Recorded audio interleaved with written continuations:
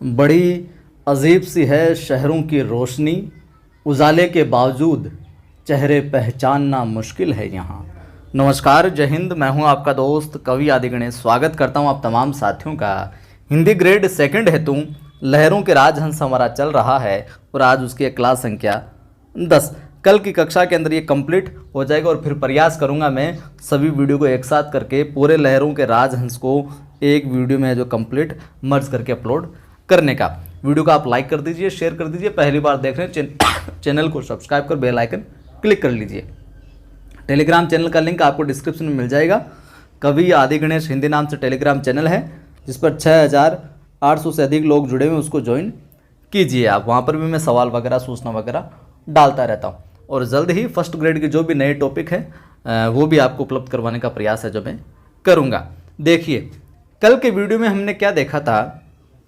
जो नंद है वो तथागत के यहाँ जाता है, सिद्धार्थ के यहाँ पर जाता है कहकर सुंदरी को कि मैं आने जाने में जो समय लगेगा उसके अतिरिक्त थोड़ा सा रुकूंगा। फिर कल के वीडियो में हमने देखा कि अलका और श्वेतांग बात करें कि उनसे बातचीत हुई कि नहीं हुई उनकी। तो श्वेतांग कहता है आखिर में कि नहीं, उन्होंने उत्तर नहीं दिया। कुमार इतने अव्यवस्थित थे, थोड़ा सा समय मिला, आतिथ्य स्वीकार किया उन्होंने। फिर आखिर में अलका का कथन था पिछले वीडियो में कि आने लगे परंतु आ नहीं पाए। तो क्या तथागत ने उन्हें रोक लिया कि तथागत ने उन्हें रोका। फिर आगे श्वेतांग आज है जो कहता है क्या, श्वेतांग कहकर नहीं रोका, कुछ क्षण कुछ पल स्थिर दृष्टि से वे कुमार की ओर है जो देखते रहे। कौन? तथागत। फिर उनसे अपने पीछे आने को है जो कहकर विहार में चले गए। अलका, ओ कैसे अंतर्द्वंद के क्षण रहे होंगे कुमार के लिए कि क्या करूं, सुंदरी के पास जाऊं या इनके पीछे जाऊं। कौन से अंतर्द्वंद के क्षण रहे होंगे कुमार के लिए, नंद के लिए। विहार में कितना समय रहे वे उनके साथ। तो श्वेतांग कहता है कितना ही समय सुना है। वहाँ उन्हें धर्म का उपदेश देकर तथागत ने भिक्षु आनंद से कहा कि वे कुमार को जो दीक्षित कर दे।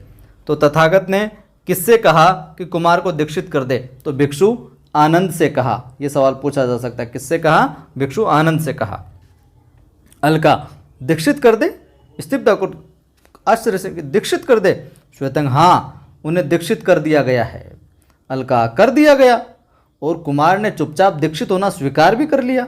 श्वेतांग, नहीं, पहले उन्होंने विरोध किया, परंतु जब आरोप लगाया कि वे कामासक्त होने के कारण, काम के आसक्त होने के कारण ऐसा कर रहे हैं, तो वे स्थिर दृष्टि से तथागत की ओर देखते हुए चुप खड़े रहे।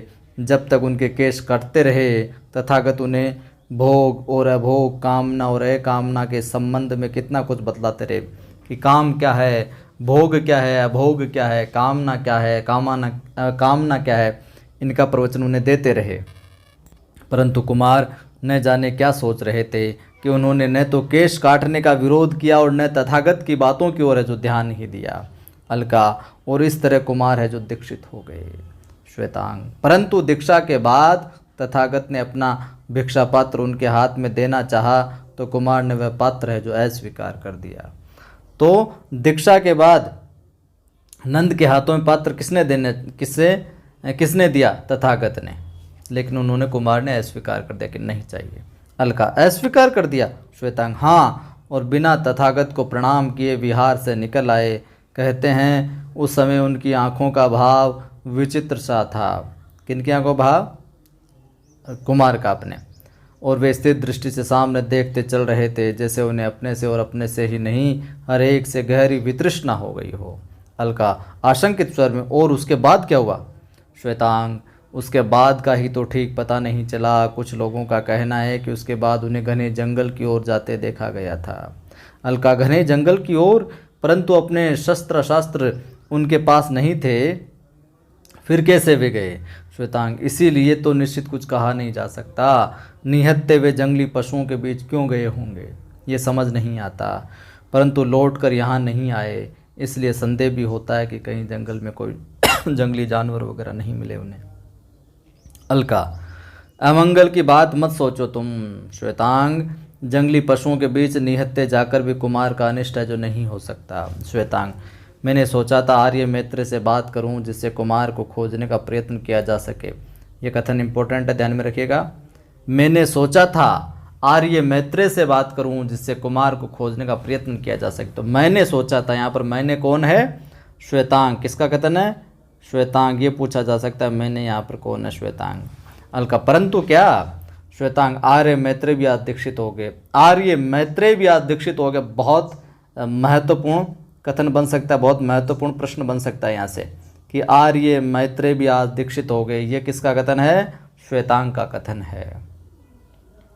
अलका आर्य मैत्रेय भी? श्वेतांग हाँ वे भी। अब यदि देवी से आदेश प्राप्त हो जाए तो मैं ही कुछ सैनिकों को साथ लेकर। अलका नहीं, इन्हें अभी इस संबंध में बताना ठीक नहीं है देवी को। श्वेतांग परंतु तुम ये नहीं सोचते कि इन्हें न बताना भी अहितकर सिद्ध हो सकता है। अलका ठहरो, शायद तुम्हारा कहना ही ठीक है। घने जंगल में रात के समय कुछ भी तो असंभव नहीं। अच्छा तुम कुछ देर बाहर ठहरो, मैं अभी इन्हें जगाकर इनसे बात करती हूँ। तो श्वेतांग गंभीर भाव से सिर हिलाकर बाईं ओर से चला जाता है। अलका झूले के पास आकर पल भर सुंदरी को देखती रहती है। नींद अभी ठीक से गहरी भी तो नहीं हुई, मन ही नहीं होता इन्हें इस नींद से जगा देने को। सुंदरी अलका सोच रही है, सच कितना कुछ गर्भ में लिए रहता है। कोई कोई दिन, मतलब किसी किसी दिन ऐसी ऐसी बातें, ऐसी ऐसी घटनाएं हो जाती है, उसके अंदर बहुत रहस्य छुपे होते हैं। मन जितने को संभाल सकता है उससे कितना कितना अधिक अब कितना अकुलाएगी, और ये वास्तविकता को जानकर साथ कितना चाहेगी कि इनकी अकुलाहट बाहर किसी पर भी प्रकट न हो, मुझ पर भी नहीं। झूले पर झुककर देवी, फिर सुंदरी की बाँह को हल्के से छूकर देवी। तभी सामने के द्वार से नंद अंदर आता है। उसका वेश वही है जो पहले था, परंतु सिर मुड़ा है तथा शरीर क्षत विक्षत है। नंद उसे जगाओ नहीं, सोई रहने दो। बहुत अच्छा कथन है, सवाल बन सकता है। उसे जगाओ नहीं, सोई रहने दो। तो यहाँ पर उसे कौन, किसके लिए है? नंद कह रहा है सुंदरी के लिए कि उसे जगाओ नहीं। अलका से अलका चौंक कर उसकी ओर देखती है। अलका आप? नंद हाँ मैं। तुम जाओ, उसे सोई रहने दो। अलका परंतु नंद जाओ, एक अभ्यागत मेरे साथ है। अलका सिर झुकाए दाईं ओर से चल देती है, पीछे देखकर आओ भिक्षु, आ जाओ भिक्षु। अलका एक दृष्टि अंदर आते भिक्षु पर डालकर बाहर चली जाती है। भिक्षु आनंद अंदर आकर द्वार के पास रुक जाता है। कौन आता है साथ में? भिक्षु आनंद आता है कुमार के साथ में। बैठने के लिए आसन मंगवा दूं? भिक्षु आनंद नहीं, मुझे बैठना नहीं है, नहीं मुझे बैठना नहीं है। ये प्रथम कथन आया है यहाँ पर आनंद का, तो आप जरूर ध्यान में रखें। नहीं मुझे बैठना नहीं है, किसका कथन है? भिक्षु आनंद का कथन है। यहाँ पर इंपॉर्टेंट लगा लीजिए, आप नोट कर लीजिए। नंद यह है मेरा घर, मेरी पत्नी का कक्ष, वह है मेरी पत्नी सुंदरी। किससे कह रहा है? भिक्षु आनंद से। भिक्षु आनंद देख रहा हूँ, स्थान सुंदर है, कक्ष बहुत ही सुंदर है। नंद बस इतना ही? स्थान के अतिरिक्त भी कुछ है यहाँ, ये नहीं देख पा रहे। संभवतः उसे देखने के लिए जो दृष्टि चाहिए वह दृष्टि तुम्हारे पास है जो नहीं है। नंद का कहता है कि वह तुम्हारे यहाँ पर कौन है? भिक्षु आनंद को कह रहा है कि जो दृष्टि इस कक्ष के सुंदरता को देखने के अतिरिक्त देखना चाहिए वो दृष्टि तुम्हारे पास नहीं है। भिक्षु आनंद कहता है तुम्हें वह कहने में सुख मिल रहा है तो मैं तुम्हें उससे वंचित नहीं करना चाहूँगा। तुम बहुत उद्विग्न हो, वन में व्याघ्र के साथ हुए युद्ध में क्षत विक्षत होकर। तो युद्ध किसके साथ हुआ? व्याघ्र के साथ वन में। नंद मैं जानता हूँ सारा समय तुम छाया की तरह मेरे साथ रहे हो, विहार से लेकर यहाँ तक। शायद तुम्हारे मन में आशा रही है कि मैं और कहीं भी जाऊं, लौटकर अपने घर नहीं आऊँगा। घर देखने की इच्छा भी शायद तुमने इसलिए प्रकट की थी कि सोचते थे तुम्हें लेकर यहाँ आने में मुझे संकोच होगा, परंतु देख रहे हो मेरे मन में कहीं संकोच नहीं है। विहार से सीधा यहाँ नहीं आया, यह मेरी अपनी इच्छा थी। वन में जाकर व्याघ्र से युद्ध किया, वह भी आकस्मिक घटना नहीं, मेरी एक और अपनी इच्छा थी। तो भिक्षु आनंद कहता है निसंदेह तुम्हारी अपनी इच्छा थी, परंतु ऐसी इच्छा तुम्हारी हो सकती है इसका अनुमान तथागत को है जो पहले ही था। वे देख रहे थे कि तुम्हारा मन अशांत है, इसलिए तुम कुछ भी कर सकते हो, कहीं भी जा सकते हो। मैं अब से छाया की तरह तुम्हारे साथ हूँ, क्योंकि तथागत का आदेश था कि मुझे तुम्हारे साथ रहना है। नंद कहता है फिर कि तथागत के आदेश के विषय में और नहीं सुनना चाहता मैं भिक्षु। उनके आदेश से तुमने मेरे केश काट दिए। तो केश किसने काटे? भिक्षु आनंद ने। पूछा जा सकता है नंद के केश किसने काटे? भिक्षु आनंद ने। भाई के सम्मान के कारण मैंने बलपूर्वक विरोध नहीं किया। आशा थी वे मेरी आंखों में देखकर जान जाएंगे कि उस अनचाही दीक्षा के विषय में मैं क्या सोच रहा हूँ। परंतु उन्होंने जानकर भी नहीं जानना चाहा, तो उनका दिया भिक्षा पात्र हाथ में न लेकर मैं अपना उत्तर है जो दे आया था, अपना विरोध है जो प्रकट कराया था। भिक्षु आनंद कहता है, उत्तर दे नहीं आए थे, अब तक दे रहे हो। भिक्षा पात्र हाथ में न लेना तुम्हारे उत्तर का एक अंश था, दूसरा अंश था तुम्हारा यहाँ न आकर जंगल में चले जाना और व्याघ्र से युद्ध करना, तीसरा अंश है। तो देखिए, पहला अंश क्या था, भिक्षा पात्र हाथ में न लेना, दूसरा अंश था तुम्हारा यहाँ न आकर जंगल में चले जाना, और तीसरा अंश क्या बताया, व्याघ्र से युद्ध करना। ये भी पूछे जा सकते हैं। नंद, तुम जब तक चाहो अंश गिनते रहो भिक्षु, परंतु तथागत ये अवश्य जानते कि मैं उन्हें अपना पूरा उत्तर दे आया था। भिक्षु आनंद कहता है, वे इससे अधिक जानते हैं नंद, जानते हैं कि तुम्हारा कोई भी उत्तर तब तक पूरा नहीं हो सकता जब तक, नंद जब तक मतलब क्या कहना चाहते हो भिक्षु आनंद, मन की व्याकुलता शांत नहीं हो जाती जब तक। नंद कहता है, और वह शांत होगी तुम्हारी दीक्षा स्वीकार कर लेने से, तुम ये कहना चाहते हो। तो भिक्षु आनंद कहता, नहीं, दीक्षा स्वीकार कर लेने से वह शांत न होगी। तो नंद कहता है, तो कैसे शांत होगी वह, व्यंग्य के साथ मैं फिर बता दूं। तो भिक्षु आनंद कहता है, ये तुम मुझसे नहीं अपने से पूछ रहे हो। नंद, नहीं भिक्षु, बातों का खेल हमारे बीच और नहीं खेला जाएगा। स्वर्ग और नर्क, वैराग्य और विवेकशील और संयम, आर्य सत्य और स्मृत जानता हूँ। वाणी के छल से तुम मुझे किस ओर ले जाना चाहते हो, परंतु वह दिशा मेरी नहीं है, कदापि नहीं है। मेरा जो कर्म है वो यहाँ पर है सांसारिक जीवन में, मेरा वहाँ पर नहीं है जहाँ मुझे ले जाना चाहते हो। भिक्षु आनंद कहता है, निसंदेह नहीं है, तुम अपनी दिशा खोज रहे हो। ये व्याकुलता की वास्तविक आरंभ है। ये व्याकुलता ही क्या है, वास्तविक आरंभ है। ये कथन ध्यान में रखिएगा, अच्छा कथन है कि निसंदेह नहीं, तुम अपनी दिशा खोज रहे हो। ये व्याकुलता ही वास्तविक आरंभ है। किसका कथन है, भिक्षु आनंद का। तुम अपनी दिशा खोज रहे हो, इतना सा देकर भी पूछा जा सकता था यहाँ पर तुम किसके लिए है, तुम यहाँ पर नंद या फिर कुमार को कह रहा है कि तुम अपनी दिशा खोज रहे हो। नंद कहता है, बातें रहने दो भिक्षु, घर देखना चाहते थे सो तुमने देख लिया है। उस ओर मेरा कक्ष है, इस ओर उद्यान है। भिक्षु आनंद कहता, मैं घर देखना चाहता था। नंद, घर, कक्ष या उद्यान नहीं, तुम्हारे पास कक्ष और उद्यान सब कुछ है, घर नहीं है। घर जिसमें तुम्हारी आत्मा को विश्राम मिल सके। मुझे विलंब हो रहा है, मैं अब यहाँ से चलना चाहूँगा। भिक्षु आनंद कह रहा है। पल भर स्थिर दृष्टि से नंद की ओर देखता रहकर वापस सामने के द्वार की ओर चल देता है। द्वार के पास रुककर चलते हुए कामना यही है कि कभी न कभी तुम्हें वह आश्रम मिल सके जो तुम्हारा वास्तविक घर होगा, यानी कि तुम्हारी आत्मा को शांति मिलेगी, तुम्हारे मन को शांति मिलेगी। नंद कहता है, ठहरो भिक्षु, जाने से पहले तुमसे एक प्रश्न पूछना चाहता हूँ। भिक्षु आनंद कहता है, मुझसे पूछना चाहते हो, परंतु जो व्यक्ति तुम्हारे किसी भी प्रश्न का उत्तर दे सकता है वह मैं नहीं हूँ।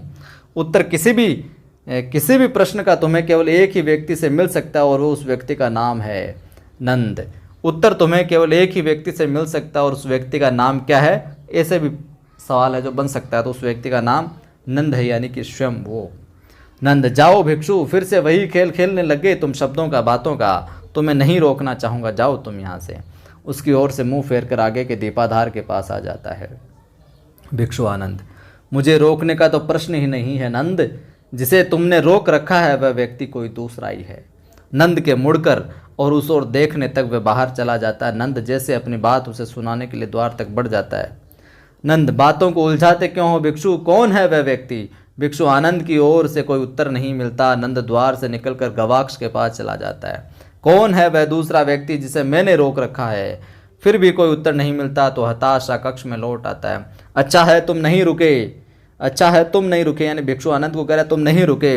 रुकते तो जानता हूँ तुम क्या उत्तर देते। कहते तुम उस व्यक्ति को नहीं जानते। नंद, मुझे आश्चर्य है, परंतु तुम्हारी मुस्कुराती हुई आंखें कहती तुम्हें आश्चर्य नहीं है। आश्चर्य की बात केवल उपहास है, व्यंग्य है। मदिरा कोष्ठ के पास जाकर मदिरा पात्र उठाता है, फिर रख देता है। नहीं, अभी मदिरा नहीं लूंगा। भिक्षु, तुम्हारी मुस्कुराती हुई भौहें जिससे ये न कह सके स्मृति से इतना डर क्यों लगता है। नंद, अपनी स्मृति को मदिरा की विस्मृति में डूबो क्यों देना चाहते हो। मदिरा कोष्ठ के पास से हटता हुआ, यद्यपि इसका उत्तर मैं तुम्हें दे सकता था, कह सकता था कि स्मृति से बचने के लिए तुमने जो स्वांग रचा है वह मैंने नहीं रचा। इसलिए झूले के पास रुककर पल भर सुंदरी की ओर देखता रहता। ये विचार उसके मन में चल रहे हैं नंद के। अच्छा है, लौट कर आते ही तुम्हारे प्रश्नों का सामना नहीं करना पड़ा। ये सोच रहा कि अच्छा आते ही तुम्हारे ने सुंदरी के प्रश्नों का सामना नहीं करना पड़ा। मैंने कहा था कि शीघ्र ही लौट आऊँगा, परंतु आ नहीं सका। इसे लेकर तुम्हारी आंखों में जो व्यंग्य उभरता उसका उत्तर शायद मैं न दे पाता। क्या कहता तुमसे कि तथागत के पास से उठाने के बाद कल के मरे मृग को देखने की क्यों कामना क्यों इतनी प्रबल हो आई थी कि किसी भी तरह अपने को वहां जाने से नहीं रोक सका। क्या बताता तुम्हें कि मृग के स्थान पर एक नोच खाई ठटरी को देखकर मुझे कैसा लगा, और फिर क्यों गुरगुरा कर सामने से आते व्याघ्र से मैं सहसा उलझ पड़ा। क्यों मैंने जानबूझकर आत्मविनाश को निमंत्रित किया, यानी व्याघ्र से युद्ध के लिए, और फिर स्वयं ही आत्मरक्षा के लिए उस तरह लड़ गया। आत्मरक्षा और आत्मविनाश, इन दो प्रवृत्तियों के बीच में एक साथ जिया, कैसे और क्यों? ये कौन किसने किया? नंद। और क्या उस तरह जीकर सुख मिला? वह क्या सुख की ही खोज थी जिसने उस तरह जीने के लिए विवश किया। एक तरफ तो आत्मरक्षा और दूसरी तरफ आत्मविनाश। आगे के दीपाधार की ओर जाता हुआ, या यह केवल मन का विद्रोह था, बिना विश्वास एक विश्वास के अपने ऊपर लादे जाने के लिए, या इसलिए कि उस समय में इतना सत्वहीन क्यों हो गया कि भिक्षु आनंद के कर्तनी उठाने पर चिल्ला नहीं रख सका। कर्तनी यानी कतरनी, कैंची उठाकर जो उसके बाल सरे जो मूंड रहा था, वो उसकी क्यों नहीं चिल्ला सका। नहीं है विश्वास मेरा, नहीं है मैं तुम्हारा, या किसी का विश्वास ओढ़कर नहीं जी सकता, नहीं जीना चाहता। अपनी छटपटाहट में कक के एक सिरे से दूसरे सिरे तक टहलता है। इतना समझ में आता है कि जिए जाने से जीवन धीरे धीरे चुक जाता है, कि हर उन्मेष का परिणाम एक निमेष है, और काल के विस्तार से उन्मेष और निमेष दोनों अस्थायी है। काल के विस्तार से उन्मेष और निमेष क्या है? दोनों अस्थायी है। ध्यान में रखिएगा कि सुख नहीं, काई पर फिसलते पांव का स्पंदन मात्र है। बहुत अच्छा कथन पूछा जाए कि सुख नहीं, काई पर फिसलते पांव का क्या है? स्पंदन मात्र है, और मात्र रेत में डूबती बूंद की अकुलाहट, परंतु वह स्पंदन, वह अकुलाहट ही क्या जीवन का पूरा अर्थ जी लेने का कुल पुरस्कार नहीं है? आकाश में लटकते नीले काले बिंदु कोरे कोरे सिद्धांतों के वे अधिक स्थायी, अधिक सत्य कैसे हैं? टूटे दर्पण के सामने रुककर क्षण भर अपना प्रतिबिंब उसमें देखता रहता है वो। उन्होंने केश काट दिए। उन्होंने किसने? भिक्षु आनंद ने केश काटे थे। ध्यान में रखना, भिक्षु आनंद ने। तो क्या व्यक्ति रूप में मैं अधिक सत्य हो गया हूं? जीभ काट देते, हाथ पैर काट देते तो क्या और अधिक सत्य हो जाता? कौन कह सकता है कि भ्रांति वस्तुतः किसे है, उन्हें या मुझे? दर्पण के पास हटकर उन्होंने कहा, मैं नहीं हूँ, तुम नहीं हो, वह नहीं है। सब किसी उंगली से आकाश में बनाए गए चित्र हैं, जो बनने के साथ साथ मिटते जाते हैं, कि उनका होना न होना से भिन्न नहीं है। परंतु मैं पूछता हूँ, जब होने न होने में कोई अंतर नहीं है, तो मेरे केश क्यों काट दिए गए? झूले और पीछे के दीपाधार के बीच आकर और काट ही दिए तो उससे अंतर क्या पड़ता है? कुछ ही दिनों में ये तो केश तो फिर से उगाएंगे। अंतर पड़ता है यदि मेरा हृदय बदल देते, आंखें बदल देते, झूले के पर झुककर मेरे हृदय में तुम्हारे लिए, तुम्हारे यानी सुंदरी के लिए, यहाँ पर तुम्हारे किसके लिए है? सुंदरी के लिए। मेरे हृदय में तुम्हारे लिए अब भी वही अनुराग है, वही प्रेम है, वही काम भावना है। आंखों में तुम्हारे रूप की अब भी वही छाया है। तुम्हारे विशेषक सूख गया, तुम्हारा टीका तिलक सूख गया है। इसका मुझे खेद है, इसे मैं अभी गीला किए देता हूँ। नंद कहकर गया था कि जब तक ये आकर मैं इसे बनाऊंगा तब तक उसे तुम गीला रखना। झूले के पास से सुगंधी जल की कटोरी उठाकर सुंदरी का विशेष गीला करने लगता है। उंगली माथे से छूते सुंदरी अधखुली नींद में कुनकुना उठती है, नहीं नहीं नहीं। नंद अचकचाकर थोड़ा पीछे हट जाता है। सुंदरी हड़बड़ाहट उठ जाती है। सुंदरी उद्भ्रांत स्वर में, कौन है कौन है कौन है यहाँ? दाईं ओर से अलका और बाईं ओर से श्वेतांग घबराए आते हैं। नंद सिर झुकाए पीछे के दीपाधार के पास चला जाता है। श्वेतांग, देवी। अलका, क्या बात है देवी, क्या हुआ, ऐसे क्यों कर रहे हो? क्या बात है देवी, क्या हुआ, ऐसे क्यों कर रही हो? किसका कथन है साहब? अलका का कथन है। ध्यान में रखिएगा, पूछा जा सकता है। अच्छा कथन है।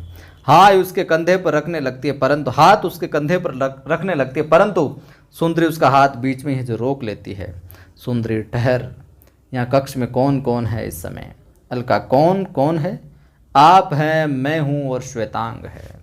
आप हैं, मैं हूँ और श्वेतांग है। किसका कथन है? अलका का। फिर नंद की ओर देख कर चुप कर जाती है सुंदरी। और कोई नहीं है? कोई बाहर का व्यक्ति? अलका, बाहर का व्यक्ति। नंद की ओर आंखें हटाकर, बाहर का व्यक्ति इस कक्ष में आ भी सकता है क्या? कोई नहीं आ सकता। सुंदरी झूले से उठती। तो फिर मुझे क्यों लगा जैसे जैसे अभी अभी एक हाथ मेरे माथे से छुआ हो और एक आकृति आँख खुलते खुलते मेरे सामने से हट गई हो। सच कितनी विचित्र सी वह आकृति, कितनी असंगत, कितनी अस्वाभाविक। सिर एक भिक्षु का और शेष शरीर एक आहत योद्धा का। सोने से पहले मन स्वस्थ नहीं था, शायद इसीलिए ऐसा मेरा भ्रम हुआ हो। अलका, मन तो आपका कल से ही स्वस्थ नहीं है। पुनः नंद की ओर देखकर, कल जिस समय से यानी नंद गए थे। सुंदरी, देख, कल की बात तुझे मुझे नहीं करनी है, मुझसे नहीं करनी है। न आज और न आज के बाद कभी। जो व्यक्ति कल जाने के बाद लौट कर नहीं आया उसकी बात भी नहीं करनी। तो जो व्यक्ति कल जाने के बाद लौट कर नहीं आया उसकी बात भी नहीं करनी। तो कौन व्यक्ति कल लौट कर गया? तो यहाँ पर गया था नंद या फिर कुमार, दोनों आ सकते हैं। विकल्प के सामने ध्यान में रखिएगा विकल्प में। अब श्वेतांग की दृष्टि नंद की ओर चली जाती है। अपने उद्वेग को दबाने की चेष्टा में वह थोड़ा एक और हट जाता है। अलका, परंतु देवी। सुंदरी, वह बीता कल मेरे मन से जितना दूर रहे उतना ही अच्छा है। मैं अपने को फिर से उसकी छाया में लौटने नहीं देना चाहती। अलका कहती, परंतु मैं कहना चाहती थी कि नंद की ओर देखकर शब्द गले में अटक जाते हैं। सुंदरी कुछ असमंजस में पल भर है जो उसकी ओर देखती रहती है। आज की कक्षा में इतना ही देखेंगे और कल की कक्षा के अंदर इस लहरों के राजहंस को कंप्लीट कर देंगे, तीनों अंकों को। वीडियो को लाइक कर दीजिए अच्छा लगा तो, और ज़्यादा से ज़्यादा शेयर किया करें। आप पहली बार देख रहे हैं चैनल को सब्सक्राइब कर बेल आइकन क्लिक कर लें, ऑल पर क्लिक करें ताकि हर वीडियो की सूचना आपको मिलती रहे। टेलीग्राम चैनल का लिंक डिस्क्रिप्शन में मिल जाएगा। कवि आदि गणेश हिंदी नाम से टेलीग्राम चैनल है जिस पर 6800 के तकरीबन लोग जुड़े हुए हैं। ज्वाइन कीजिए, वहाँ पर भी मैं सवाल वगैरह सूचना वगैरह डालता रहता हूँ। जय हिंद, फिर मिलता हूँ।